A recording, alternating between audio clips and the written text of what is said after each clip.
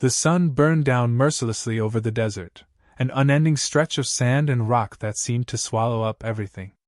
Beneath that oppressive heat, an elf lay half buried in the sand, her breast shallow, her once bright armor now dulled and battered. Her pale skin bore the bruises and cuts of a brutal battle, a testament to the ambush that had left her alone and vulnerable in this wasteland. She didn't dare move. Every inch of her body ached, and her head pounded as if each heartbeat were a hammer striking her skull. The blood from a cut above her brow had dried, crackling every time she shifted slightly. It felt as though the desert itself had risen against her, mocking her weakness. Around her, the scattered remnants of her battalion's belongings were half buried in the sand, a torn banner, a broken shield. Ghosts of the ambush. Her own kin had betrayed her. She could hardly grasp it. The elven warriors she had trusted, fought beside, even laughed with around campfires, had turned on her and those loyal to the kingdom. It was a swift and brutal betrayal, one that had shattered any illusion of unity within their ranks. She remembered the flash of steel, the sounds of her comrades falling, the twisted expressions of those she once called allies. Her last clear memory was the moment she realized they wouldn't be coming back for her. They had left her to die. Her hands trembled as she reached for the small satchel tied to her side. Inside, there was a slim vial of healing tonic, barely enough to keep her from succumbing to her injuries. She downed it with a grimace, feeling its warmth spread through her, easing the pain but leaving her weak. It was a temporary fix. She was still stranded, alone, and far from any familiar territory. She knew that no one from her people would come.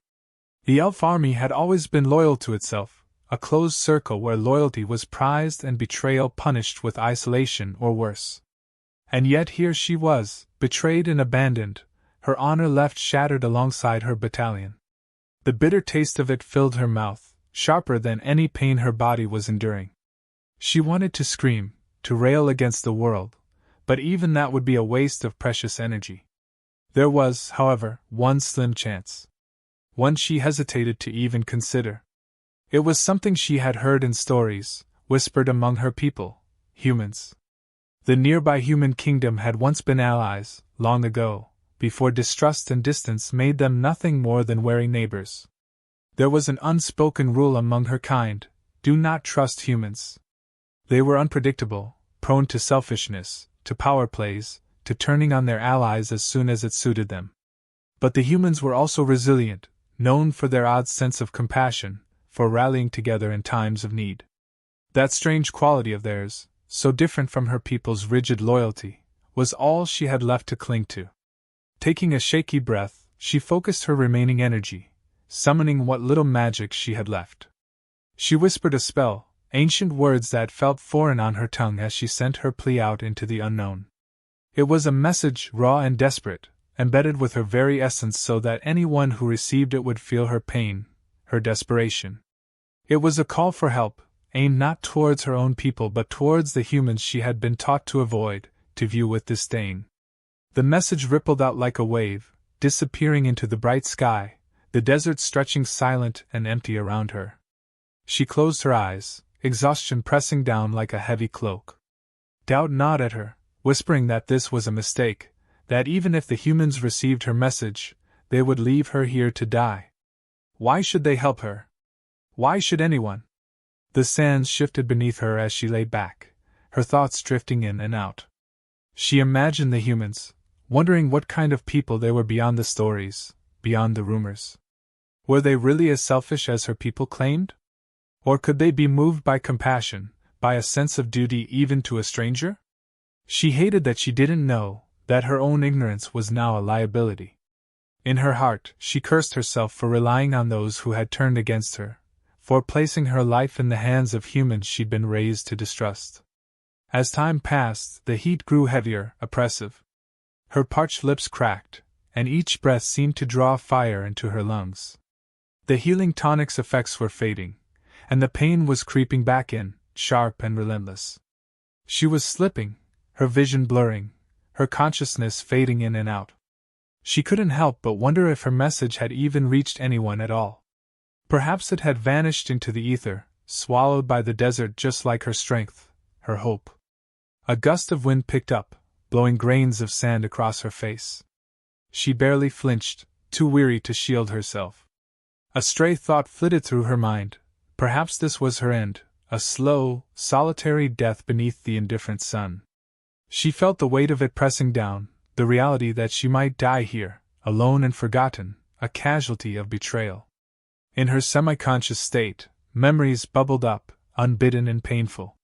Moments of camaraderie with her comrades, laughter shared, whispered promises of loyalty, all shattered in an instant. The sting of betrayal, sharper than any physical wound, tightened in her chest.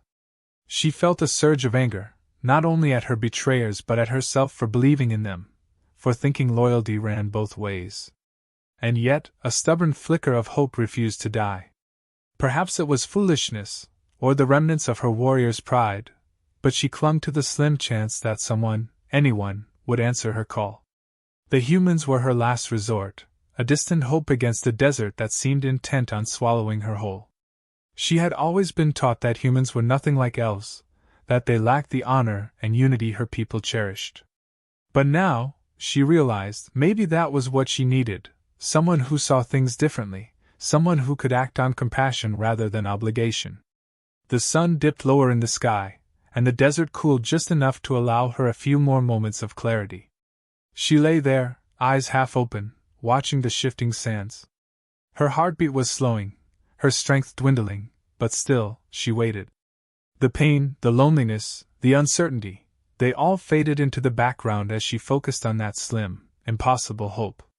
She didn't need a miracle. Just a hand, a single gesture, something to show her that she hadn't been wrong to believe, even for a moment, that there was more to the world than betrayal. As darkness crept over the sands, she felt a shiver run through her, a final, desperate surge of energy from somewhere deep within. She whispered into the desert one last time, her voice hoarse, barely more than a breath. "Please, let them come."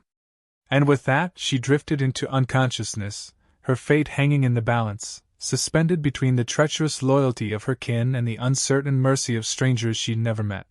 The human king sat on his throne, a figure both regal and burdened, cloaked in fine robes but bearing a visible weariness. His court was lively with advisors and officials, each murmuring in low tones, but all fell silent when the strange magical pulse washed over them, a presence so distant and faint yet unmistakably foreign. The king's sharp gaze flicked to his advisors, who shifted uneasily, sensing that something unusual had intruded into their well-ordered world. One of his senior advisors, an older man with years etched into his face, stepped forward and spoke quietly. "It's an elven signal, Your Majesty. Faint, but strong enough to reach us even from the edge of our lands. It appears to be a plea." The word hung in the air, and a murmur spread through the gathered officials. An elven plea? The idea was so foreign that it left even the king thoughtful. The king's mind was already turning, calculating. Elves, he knew, were not prone to asking for help, especially not from humans. They were proud, distant, preferring to keep their affairs sealed away in their secluded forests and ancient cities. This call was more than unusual, it was unprecedented. The Elven Kingdom had been a long-time ally, yes, but relations had cooled over recent decades, leaving them more as wary neighbors than true allies. The king could still recall a time when humans and elves had fought together, their combined strength driving back invading forces. Yet those days were gone, replaced by formal alliances with none of the warmth that once bound their races. So why now? His advisors were already debating. Some cautioned against responding, arguing that it could be a trap, or worse, a diplomatic misstep. An old advisor, with a grudge from a past skirmish with the elves, scoffed. "Let them handle their own messes. They've never lifted a finger to help us." Others countered that helping an elf, even just one, could be a valuable political move, a way to perhaps rekindle the alliance that had once made their borders strong. They spoke of the potential benefits, of what aid might buy them in terms of leverage or influence. The king listened but kept his thoughts private. A part of him felt the same caution his advisors were voicing. The elves had long viewed themselves as superior, often aloof, and sending aid could expose them to unnecessary risk. However, there was a gnawing sense in his chest that this wasn't merely a political opportunity, but perhaps something greater, something that could shift the foundations of their delicate peace, or their rivalry. He knew enough of battle to recognize a desperate call for help when he felt one, and this, faint as it was, carried that unmistakable mark of desperation. He leaned forward, addressing his advisors with a calm that belied the intensity in his eyes. "This elven call for help is unusual, yes, and we must tread carefully. But consider the message it sends if we ignore it. To help an elf in their time of need, despite our differences, would speak volumes about our strength and our principles." His words were measured, each one a probe to see how his advisors would react. The room fell silent as they processed the implications. One of his younger advisors, a man known for his diplomatic insight, nodded thoughtfully. "If we do this, Your Majesty, it cannot simply be a show of goodwill.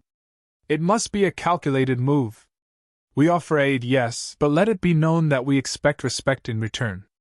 This is an opportunity to remind them that humans are not merely convenient allies but equal partners. It could shift the dynamic." The king agreed, finding a clarity in his advisor's words. He nodded slowly, a plan forming in his mind. If they were to help, it would not be as humble rescuers but as equals, a position that had long been overshadowed by the elves' perceived superiority. This was a chance to rewrite that narrative, to show both his people and the elven kingdom that humanity's strength and compassion went hand in hand.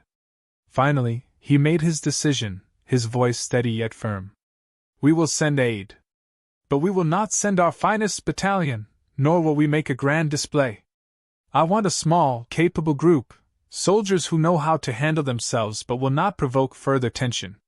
He paused, casting his gaze over the room. "Make it clear they are to show restraint.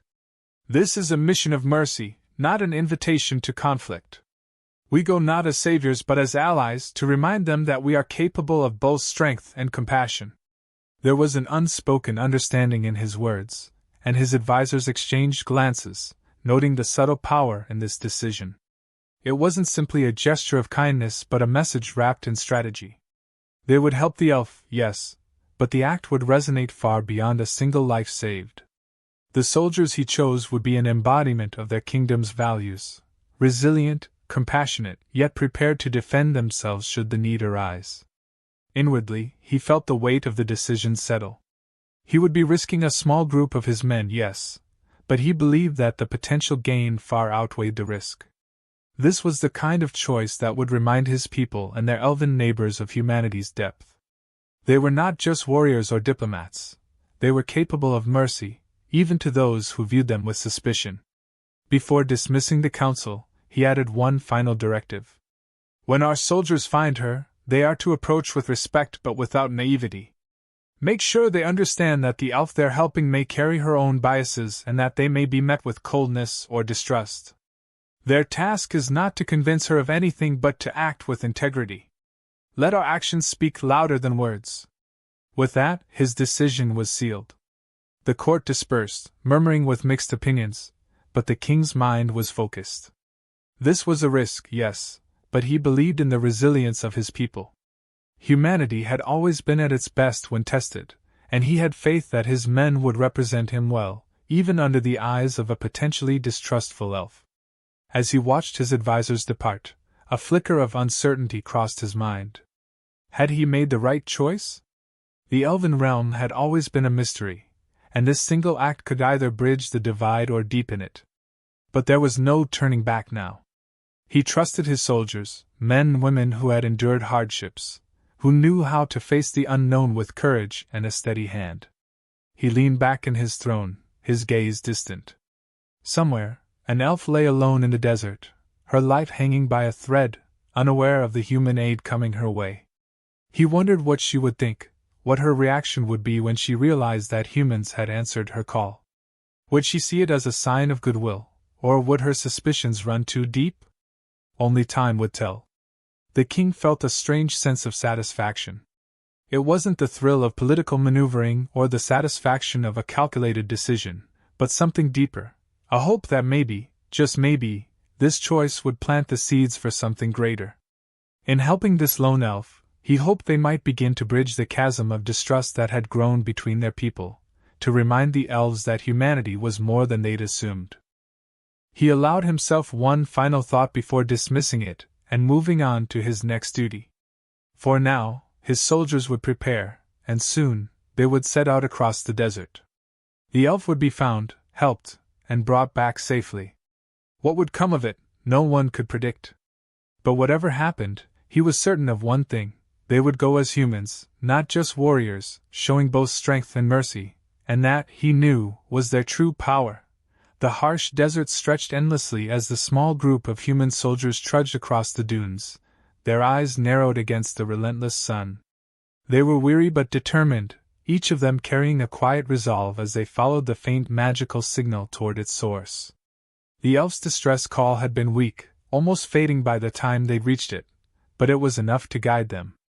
Leading the group was a seasoned soldier, a man whose experiences had taught him to approach every situation with both caution and respect. He knew they were about to meet someone who might see them as enemies before allies, and he prepared his men accordingly. As they crested the final dune, they spotted her, a lone figure partially buried in the sand, her armor battered, her face pale. She lay still, barely moving, yet her eyes opened just slightly as they approached. The look she gave them was wary, tinged with the deep-rooted suspicion her people harbored toward humans. Even in her weakened state, her gaze held a sharpness, as if assessing their every move, her hand twitching ever so slightly toward a blade that was no longer within her reach. The leader took a steady breath, stepping forward slowly, careful not to make any sudden movements. He kept his voice calm, respectful, as he spoke to her, explaining who they were and why they had come. He made it clear that they intended no harm, that they had come only because they had received her call for help and wanted to ensure her safety. Still, she said nothing, her silence a mix of exhaustion and deep-rooted mistrust. One of the younger soldiers, moved by the sight of her obvious pain, offered her water, extending the flask with a gentleness that seemed almost hesitant. She eyed it warily, a flicker of conflict in her expression, but her need for survival overcame her suspicion. She accepted it, taking small sips, never breaking eye contact with the humans, as if expecting a hidden threat to emerge at any moment. Despite her weakened state, the elf's pride was palpable, radiating in the way she held herself, even when lying injured on the ground. She spoke eventually, her voice raspy but firm, questioning their motives, subtly accusing them of ulterior intentions. Her words were sharp, laced with the distrust her people had instilled in her about humans. But the leader remained calm, responding with a patience born of experience, assuring her that they had no hidden motives and that they were there purely because they valued life, regardless of race or kingdom. As they began to tend to her wounds, she resisted, her pride and fear manifesting in each tense muscle and narrowed glance. She allowed only the bare minimum, reluctant to let them help, yet unable to deny her own need. The humans worked in silence, mindful of her discomfort, moving slowly and respectfully, as if tending to a wounded animal that might bolt at any moment. They spoke to her occasionally, sharing small details about their kingdom, anecdotes from their lives, hoping to bridge the gap, however small. They wanted her to see them as individuals, not as the faceless humans she'd been taught to distrust. Gradually, something shifted. The elf's suspicion softened, her rigid posture relaxing slightly as she observed them. These humans were not the ruthless, self-serving beings she'd been warned about. They were different, strangers, yes, but their compassion was evident in every action, every small gesture. She began to see the sincerity in their eyes, the genuine concern in their voices, and it unsettled her. The world she'd known, where elves were noble and humans were unpredictable, seemed to blur around the edges. During their trek back across the desert, the humans continued to support her, offering their arms when she stumbled, helping her navigate the unforgiving terrain. At first, she bristled at their assistance, pride flaring each time she had to rely on them. But as the hours wore on, she found herself grateful for their strength, for the way they wordlessly adjusted to her pace, offering help without making her feel weak. It was a subtle kindness, one she hadn't expected and didn't know how to respond to. One evening, as they set up camp, one of the soldiers, an older man with a gentle, weathered face, sat beside her and shared a simple meal, bread and dried meat, nothing like the refined fare she was used to. She hesitated but accepted, her hunger outweighing her reluctance. As they ate, he began to speak, telling her stories of his family, of his children waiting back home, of his hopes for peace. His words were simple, yet they carried a warmth that resonated with her. For the first time, she found herself listening, truly listening, her own defenses slipping away as she saw the humanity in him. Another soldier, a young woman barely out of her teens, shared a story of her own hardships, her struggles, her pride in serving a kingdom that valued honor. The elf listened, her heart stirring as she realized these humans were not so different from herself. They, too, valued loyalty, family, and honor. They had their own stories of hardship and betrayal, of resilience and strength. Slowly, the walls she'd built in her mind began to crack, the rigid perceptions she'd held melting in the warmth of their shared humanity. There was a moment, late one night, when she found herself alone with the leader. The desert was quiet, the only sound the gentle rustle of the wind through the sand. She turned to him, her voice soft, almost hesitant, as she asked why he had come, why he had risked himself and his men for someone who was not his own. His answer was simple yet profound. Because life is worth saving. No matter where it comes from. His words lingered in the air, a simple truth that resonated with her, cutting through the prejudice she'd held. In that moment, something shifted within her. The world she'd known, divided so clearly between elf and human, ally and enemy, seemed to dissolve, replaced by a new understanding.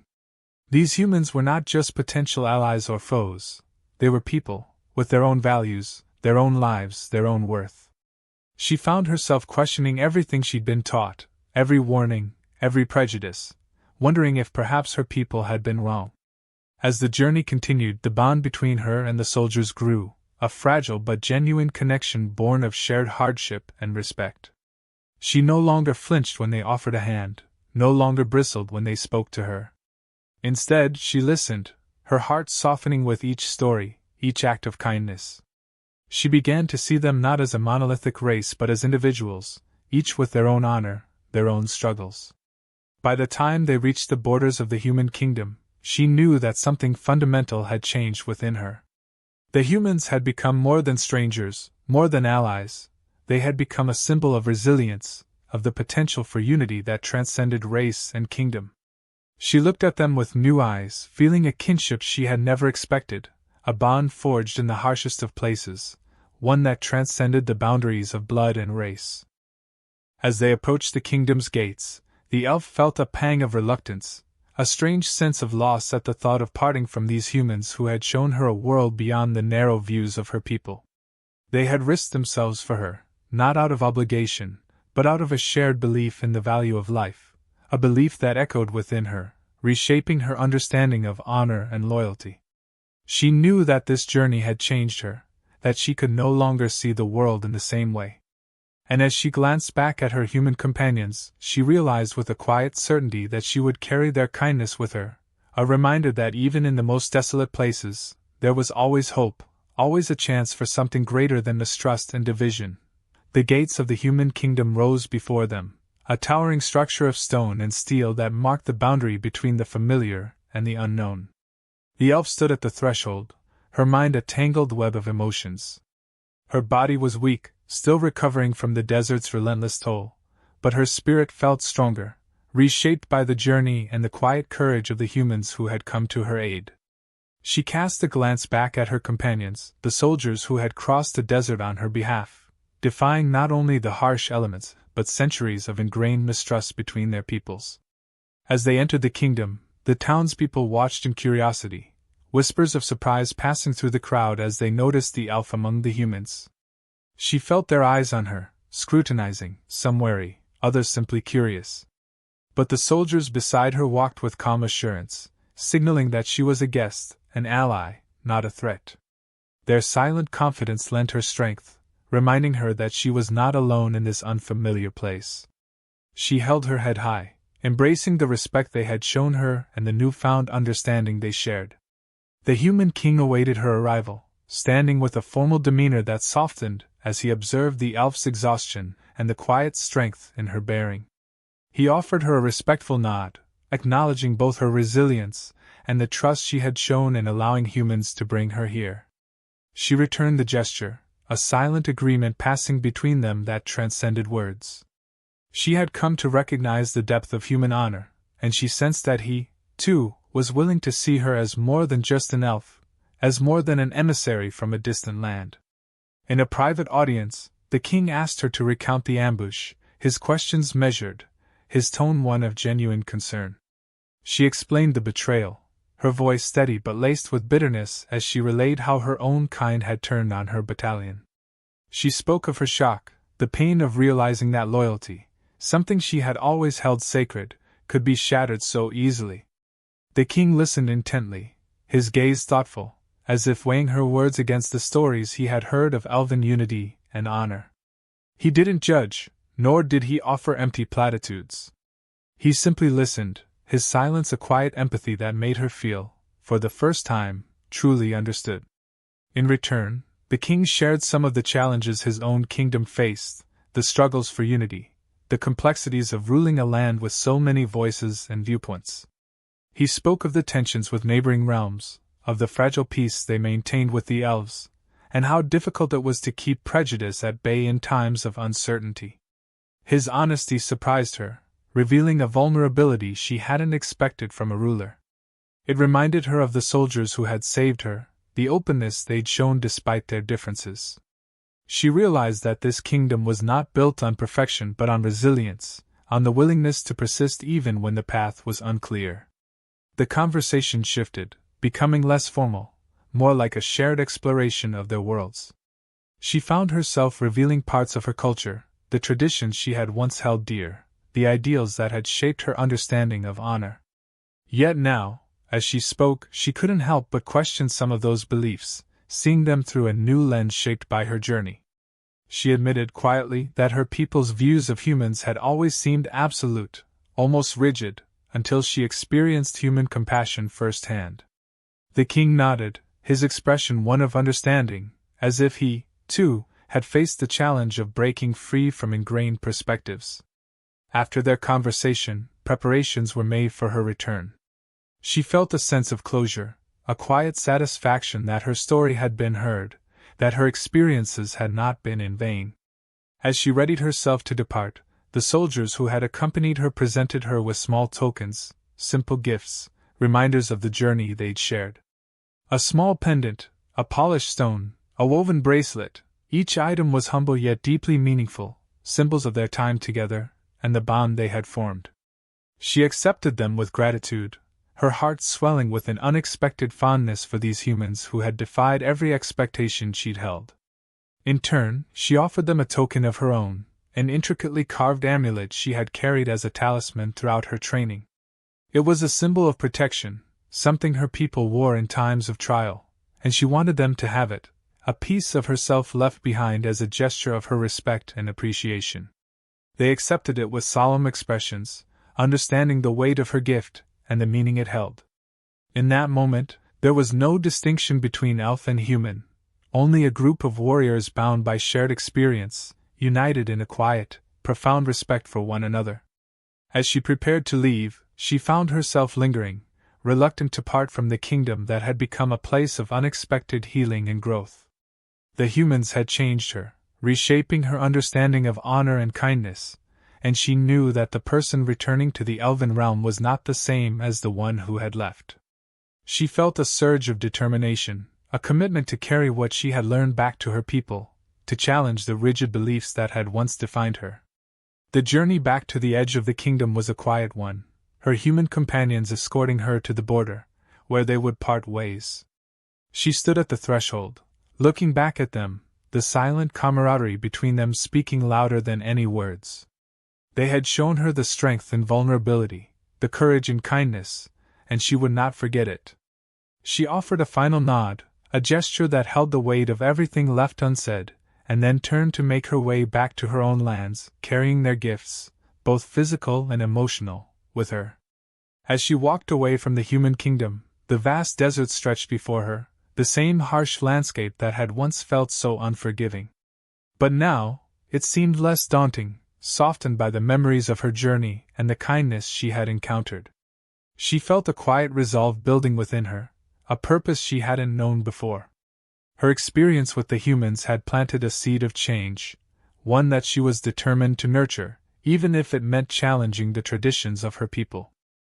When she finally crossed back into Elven territory, her mind was already racing with thoughts of how to share what she had learned, how to bridge the gap between their worlds. She knew it would not be easy, that there would be resistance, disbelief, perhaps even scorn.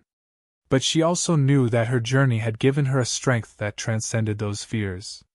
She was no longer merely a warrior, she was a bridge, a testament to the possibility of understanding between races once divided by mistrust.